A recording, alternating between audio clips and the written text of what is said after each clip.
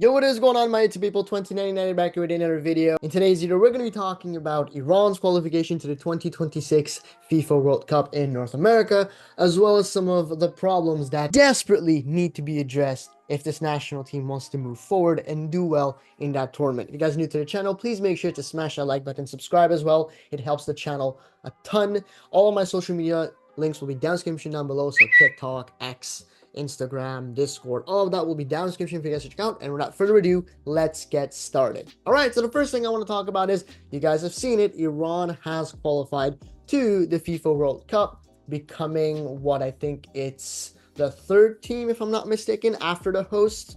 So we've got Japan, who qualified first, New Zealand, who qualified second, and then Iran becoming the third and the second Asian team to qualify for that tournament next year. Now, it's all smiles, it's all good, for a fourth consecutive World Cup. I think that's something worth highlighting. But the thing I want to talk about here is, it's not all rainbows and sunshine, because although I am happy that we qualified, there's still so much that needs to be addressed, because I don't see the future with this national team in that 2026 FIFA World Cup. Because we're going to be honest, Iran had to qualify for this World Cup, especially in a 48 team World Cup, an expanded World Cup, where it becomes, with all due respect, a lot easier to qualify for the World Cup. Not making the World Cup would have been an even bigger disaster. So this is something that was expected. That's why I'm not as happy as I would normally be, because I think everybody was expecting it as soon as that 48 team World Cup got announced. So it's still good. We're in the World Cup. At least we'll be participating. We're not in a situation where we might not qualify, or we're like barely going to qualify. We've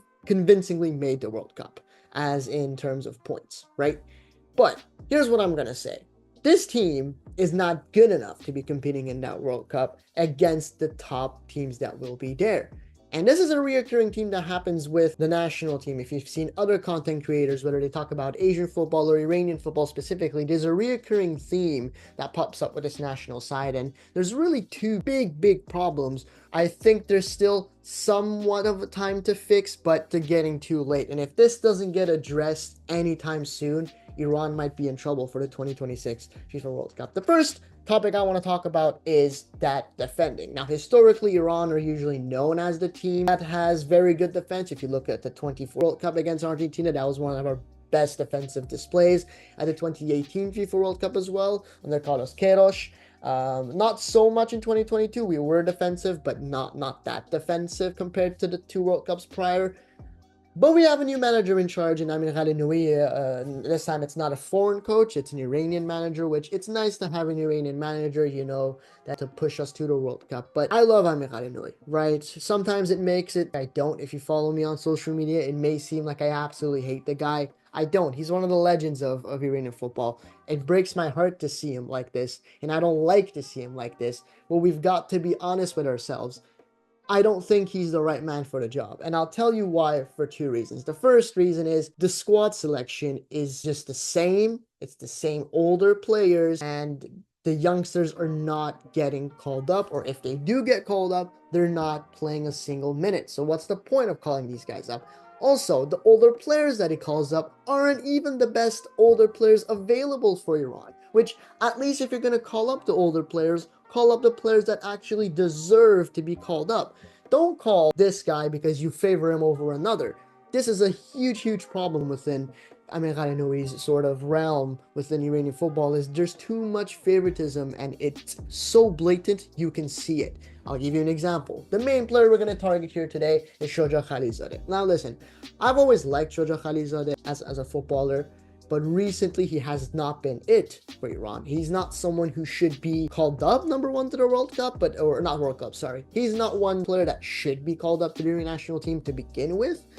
But if you're going to call him up, he's definitely not a starter anymore. I don't know why he keeps on starting. That center back pairing, Kanani and Shoja Khalizadeh, has been an issue with Team Melli for so long that Team Melli fans, Iranian national team football fans, are tired of it. It's genuinely embarrassing. If we look at that game against Uzbekistan, I mean, both goals came from those individual mistakes. And Shoja Khalizadeh has a big part of playing both goals, especially the first one, where if you just look at the clip right here, I mean, what is he doing? That's come on. You gotta do better than that. When you're the 17th or 18th ranked national team in the world, I'm not sure what rank we are anymore, and you have that as your center backs, it's never a good look. It just looks terrible. And if you're struggling against a team like Uzbekistan, with all due respect, I'm not saying Uzbekistan is a bad team. I'm just trying to say that if you're gonna do that against a team like Uzbekistan in the qualifiers, once you come to the World Cup against teams like Spain, Netherlands, Germany, blah blah blah, cooked. You're getting destroyed, because those players are much more higher quality than Uzbekistan. Again, with all due respect, this is nothing towards Uzbekistan. It's just an example. But nevertheless, that is not it. The defense has been shaky ever since Amir Ghalinoui has come in, and you've got so much other defenders that should be playing and called up as well. I mean, you've got like Amin Hasbavi, for example, the youngster. I mean, what is he doing on the bench? He hasn't played a single minute this window. I don't understand why we're not calling up our best defenders. Because Shoja Khalizadeh, it's not like he's at least doing well in the league. He's not even doing well in the league. I'll put another clip right here. I mean, that's the league right there. He's not even like top fives in the league, in the Iranian league I'm referring to. I don't understand why you keep calling him up if he's not good. And, he's very old as well, and he's not going to get better. He's already reached his peak. You got to let these sort of players go. And it's not only just the defense. There's a lot of player selections that are so questionable. Uzbekistan, I mean, he had a good game against the UAE, but in general, he shouldn't get called up. There's so many players that you just look at and you just shake your head in disgust. You're like, what this lineup? In that UAE game that we won 2-0, I'm going to get that in a little bit, we had a terrible lineup. And I know we won 2-0, but it's because we were amazing. I just think the UAE was just not good enough. It was a crazy window because in that game, you had Sadr Azmoun, who scored a 45th plus 27th minute goal. I'm pretty sure that's a record. There was this whole lighting issue within the Azadi Stadium that turned off and took 30 minutes to turn back on, like all this stuff. But that's besides the point. It doesn't really have to do anything with Iran's World Cup qualification. It's just like, man, there's so many things wrong with this national team. And I've seen people say we're harsh on the manager, we're harsh on the team. I can say it is true that we might be harsh, but it's because we're so tired of the same thing over and over. Fake promises. Ghalinoui promised us after the Asian Cup saying he's going to introduce the new fresh blood. Where is that new fresh blood? Like, our youngest players are like 26, bro. That's not fresh young blood or anything. The most recent young player that got added in was Amin Mohammad Razarinia. Had a very good under-20 Asian Cup, had a very good under-17 Asian Cup, also had a very good under-17 World Cup in Indonesia. Hasn't even been called up to the bench. He was left in the reserves. What's the point of calling him up? You're treating him as if he's a Make-A-Wish kid. Those things have to get fixed, and the more we wait on it, the more hurtful it will be for us. I've seen people saying, okay, well, we prioritize World Cup qualification. I agree, but you gotta find a balance to put in some of these guys, because people are acting as the moment as we're going to be playing someone like Amin Hasbavi, like the game's over, which is entirely false. We're playing our oldest player, one of our oldest players in Shoja Khalizadeh, and look what he did. So your argument with age doesn't work there, because it's not about who's older, who's younger. It's just who's better and who's worse. And in this case, Shoja Khalizadeh is not good enough.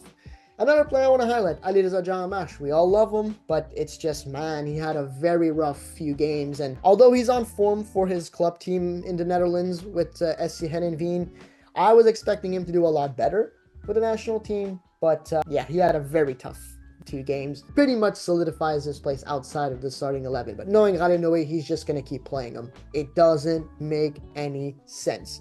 The second topic I want to hold on about is the Iranian mentality and going in. I mean, it's at that, and this has always been a problem. This is not a recent thing. It's not under Ghalinoui. This has been rooted deeply within Iranian football for quite some time now. I would say maybe since 2019, perhaps, after that Asian Cup in Qatar. You as a manager have to instill some sort of mentality. Tell your players, this is not acceptable. That is not acceptable. When you look at Amir Ghalinoui and what he says, he doesn't seem to take any sort of accountability on what the team's doing. He always keeps saying in his interviews, we could have won by 4 goals. We could have won by 7 goals. But you didn't. That's the point. You didn't. And the reason why you didn't is because you're stubborn with your picks. You're choosing the wrong players. Well, why is these guys still starting? It doesn't make any sort of sense. And Iran is not known as a team that concedes a ton of goals in qualifying or just in general, right? If you compare our qualification campaigns from 2018 and 2014 and even 2022, we've conceded so much less than what we're conceding now. We're conceding a lot of goals in this qualifying campaign. It is not normal. It's such an Iran thing to do, if that makes sense. And with team comes new players, new expectations. So I'm not saying we have to never concede a goal ever again. That's not what I'm trying to say. But if a lot of people are against your squad selection, a lot of people are against your favoritism, you've got to change that for the sake of this team, because I know how good this team can be with the right players. But yeah, this has been it for the video. Highlighting some of Iran's problems and what should be done, and what's going on with national team, with the players, with the manager. If you guys enjoyed this video, please make sure to smash that like button, subscribe. Well, like I said, all my social media are down in the description down below for you guys to check out. And yeah, that's it. Thank you guys so much for listening, and I'll see you guys in the next one. Peace.